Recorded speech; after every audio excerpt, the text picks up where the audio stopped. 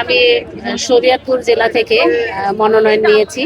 আমি 1996 সালে ইডেন কলেজে মনোবিজ্ঞান বিভাগে ভর্তি হয়েছি। তারপর থেকে আমার এই রাজনৈতিক জীবনের পথে চলা শুরু। দলের যত দুঃসময় ছিল, আন্দোলন, সংগ্রাম, হরতাল, অবরোধ যত কিছু ছিল, তার সবকিছুরই পাশে ছিলাম।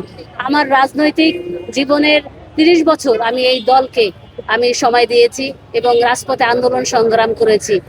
এই পার্টি অফিসে যখন হরতাল অবরোধ ঘোষণা করা হতো, তখন এই পার্টি অফিসে অবরুদ্ধ থাকতো। সেই অবরুদ্ধ পার্টি অফিসে আমি ভোর রাত 3টা বাজে বাসা থেকে বের হয়ে আসতাম, এসে ডিবি পুলিশের চোখ ফাঁকি দিয়ে পার্টি অফিসে ঢুকে আলো ফোটার সাথে সাথে আমার দলীয় নেতা, সিনিয়র নেতারা থাকতেন, তাদের সাথে আমরা এই পুলিশ র্যাব হরতালের সামনে মিছিল করেছি। এইরকম ইতিহাস হাজার হাজার দিনের ইতিহাস আছে। এবং 365 দিনের, আমার বেলায় বলতে হবে 365 দিনের কোন দিন মাঠে ছিলাম না।